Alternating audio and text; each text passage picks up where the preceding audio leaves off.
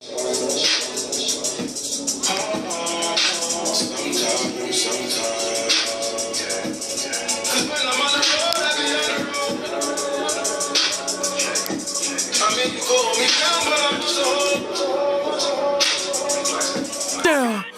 be getting guap? All of us on the way to the top. Who they can't stop? What's going on, everybody? It's your boy Marcus, Muscle Man Marcus, and I'm here with my man Said. It's chest day. It was a Monday, International Chest Day, and we just hitting a simple 5x3. Said normally comes to the gym by himself, and you probably wondering why I'm helping him with every one of these reps, and it's because I'm really trying to give his central nervous system a chance to really try to adapt to what we're doing, because he's never handled that much weight for that many reps before. He's handled it before, but not necessarily clean. So I helped him just enough so that he's doing most of the work. And you see, I'm spotting him. I'm not having to yank this shit off of him. I'm not doing a bent over row. He's still working, and that's the goal. That's what we're trying to do. Anyways, just a simple 5x3. I've been stuck at 275 for a minute now, and that's probably because I haven't tried to go up in weight. I believe I could hit maybe 285 for 3 sets of 3, 5x3.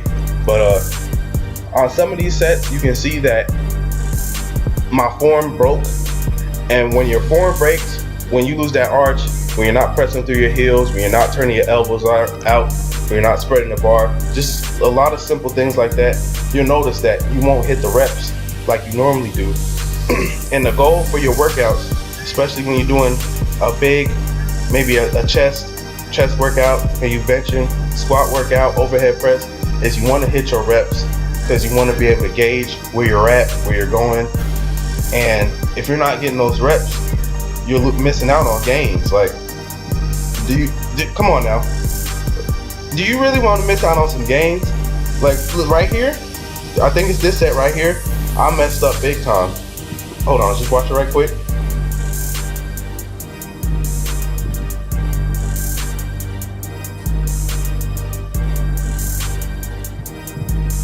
See, I could have got that. The moment your back start loosening up and you just start losing form, it's heavy and it's hard to keep a tight back, with that much weight, or weight on pressing weight in general. But you gotta stay tight. You gotta keep form. You do not want to lose form. That's the most important thing for me in this situation, because I know that I'm damn near strong enough to hit all of them.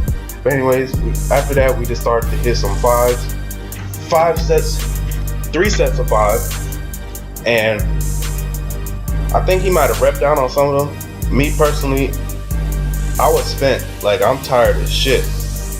And 245 was a lot. For 5, I probably should have, put my ego inside my pocket for 225. I mean, I wouldn't necessarily call it ego lifting, but I was really trying to push myself. And, from the beginning, it seemed like I was really hitting these reps. But you can see, as we progress, everything just started deteriorating a little bit. See, just like that. Let me tell you something.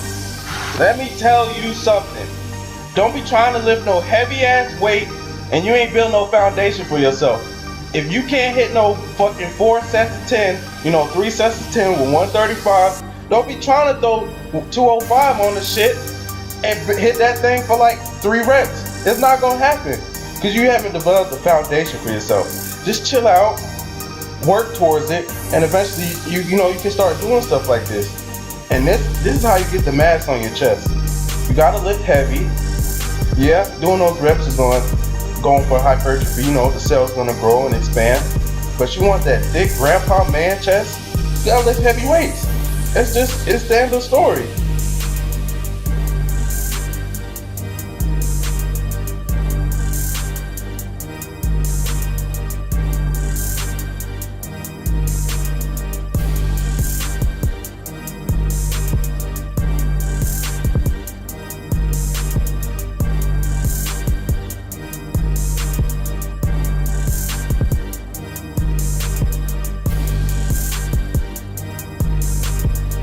Alright, so next we got the Incline Dumbbell Press.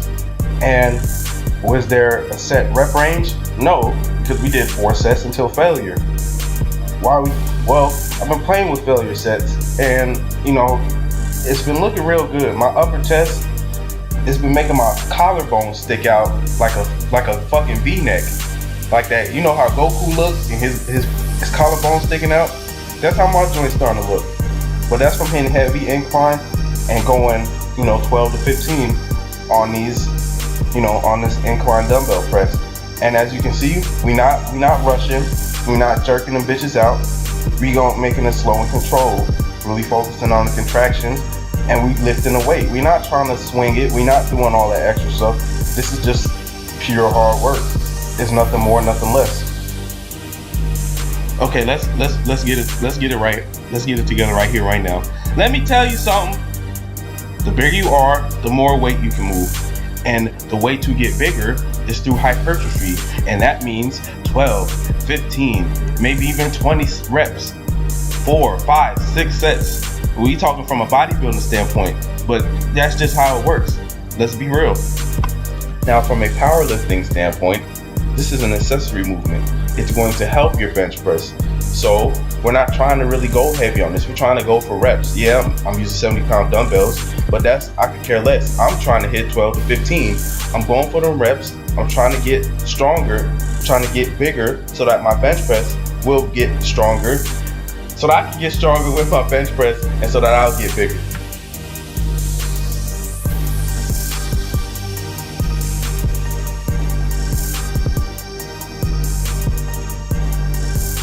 Now we got the OHP, standard OHP overhead press. We taxed already, we benched a lot of incline press, and now we're doing standard shoulder press. And yes, we're jerking with it. They're not strict because I was hurting. I know Seth was hurting too, but anyways, if you're trying to get a stronger bench press, you really need to work on your shoulders, because your shoulders, not only your chest, but your shoulders, well, your back too, but your shoulders are a main component in a strong bench press. And plus, anybody can fucking do a seated shoulder press with 80 pounds. I'll do that shit for reps. Let me see you put 135 on there and do them shit standard. Go ahead. But anyways, you need to, I've been reading a lot, watching a lot, and the overhead press is one of the main components of every powerlifter's, program. Don't shy away from it. Don't be scared. Just a simple 5x5. And my homeboy said had to leave. He had class, and I completely understand. We in college. Everybody got work to handle. Everybody got to take care of business. But anyways, seated Arnold Press. Arnold Press, it really works the front delts. You don't need no heavy weight for this, not unless you build your way up to that. But I'm using 45s. Unless you want to snap some shit up, you go ahead and you grab them 80s and you go ahead and try that shit and probably only get 3 reps. But it's all good. And I supersetted this with forced rep lateral raises. Yeah, you probably like, why am I swaying so much? Because I'm trying to grow, so I'm forcing it. So yeah, I do the forced reps, and then you'll see shortly after,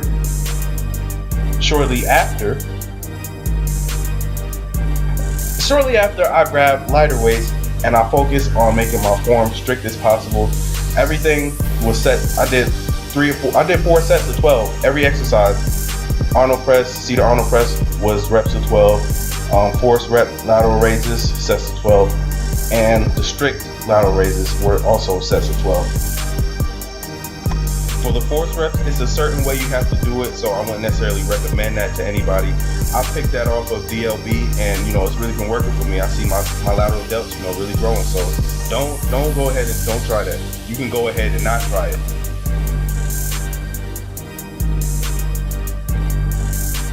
And finally, my last movement, went to the Smith machine, did seated behind the neck shoulder press, and this really hits lateral delts. And it hits all 3 heads, but it really hits the lateral delts. And it really feels good to finally just be sitting down after this whole workout, because I just been standing up, and I don't know, and the Smith machine just makes it that much more easier. And I supersetted it with rear delt flies. I put my chest on here because it takes, the swing out of the movement, and I don't go through full range of motion, because then you start using other body parts. This is just rear delts. But anyways, yeah, that's my workout, guys. comment, like, subscribe, and I'll be coming to you with some more stuff. So stay tuned.